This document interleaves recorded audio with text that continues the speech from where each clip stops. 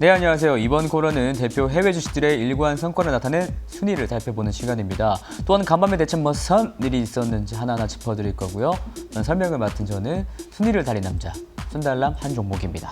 오늘도 S&P 500 기준 수익률 상위 5개부터 달리겠습니다. 오늘 순위를 좀 보시면 정말 반갑게도 좀 성장주 위주로 상승 기염을 토한 것 같습니다. 친환경 에너지, 그다음에 헬스케어, 반도체 업종으로 순위들이 좀 구성이 되어 있는데요. 아무래도 좀 경계 요인이었던 FOMC를 무사히 좀 소화하고 분위기가 이렇게 조성이 됐고요. 2차 전지와 반도체 쪽에 긍정적인 이슈들이 있었기 때문에 최근 계속적으로 이런 이슈들이 나오는 것에 좀 힘을 받은 것 같습니다. 그러면 1위 기업부터 보시겠습니다. 태양광 에너지의 이제 핵심, 그러니까 그리드 솔루션을 위한 태양광 인버터를 만드는 업체입니다. 엔페이지 에너지가요.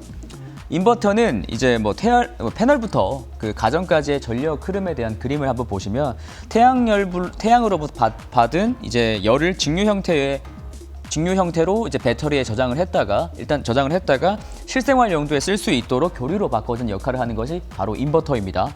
어제도 엔페이지가 S&P 500 기준 상승률 1위를 기록했었는데 오늘도 연달아 1위를 낚아채 갔습니다. 라이벌인 이제 솔라에치도 사실 6%가 넘게 올랐고요. ESS 시스템을 만드는 제네라 홀딩스도 신고가를 연일 갱신 중에 있습니다. 그만큼 태양광 업체들에 대한 투자 심리가 좋다는 말일 텐데요.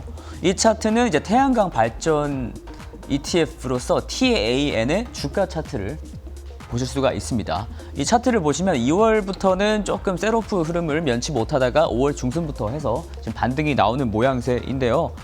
그런데 사실 어저께의 태양광 쪽 주인공은 ESS도 아니고 그리드도 아니고 태양광 패널 업체들이었습니다. 태양광 이제 설치업자, 그러니까 패널을 만들고 설치를 해준 설치업자들의 점유율 1위가 지금 여기 보시면 썰런이라는 곳이고요. 2위가 테슬라입니다.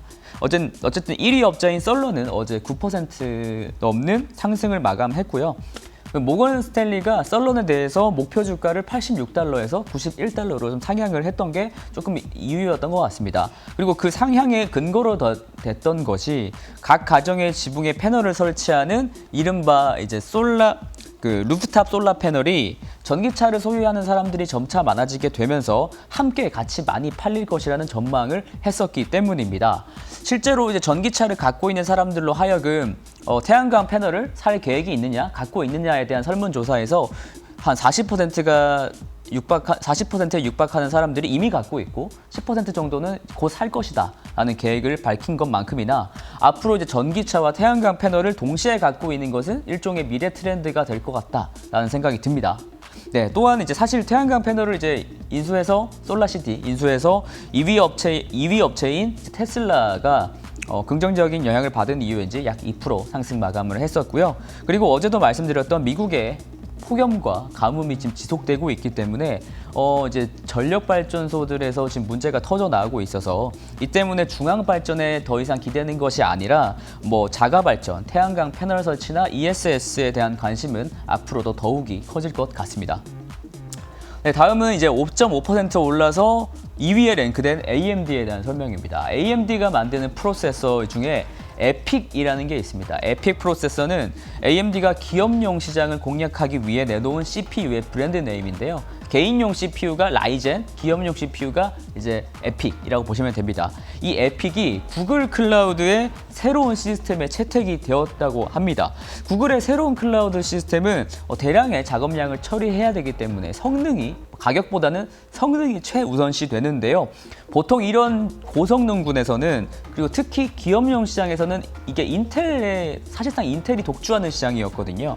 하지만 인텔을 꺾고 AMD의 CPU가 선택되었다는 점은 참 괄목해야 되는 점인 것 같습니다. 네. 이에 따라서 인텔이 좀 하락하기는 했습니다만 그렇다고 또 인텔이 급락한 것은 아니에요. 사실 이런 이제 인텔이 AMD한테 점유율을 뺏기는 것이 하루 이틀이 아니기 때문이에요. 그래서 사실 기대감이 크지 않았기 때문에 그리 시장이 놀라지는 않았던 것 같습니다. 하지만 인텔도 이제 제대로 와진 상담을 하고 있는데 인텔이 이제 7나노 그러니까 미세 공정을 양산하기 시작하게 되는 2023년까지의 둘의 점유율 싸움이 지켜보는 것도 참 흥미롭지 않나라고 생각이 듭니다. 그리고 수익률 상위 차트 5개에서는 없었지만 6위를 기록했던 것이 바로 엔비디아였는데요. 엔비디아도 최근 상승 기조를 이어나가고 있죠. 갖고 계신 분들 참 행복하실 것 같습니다.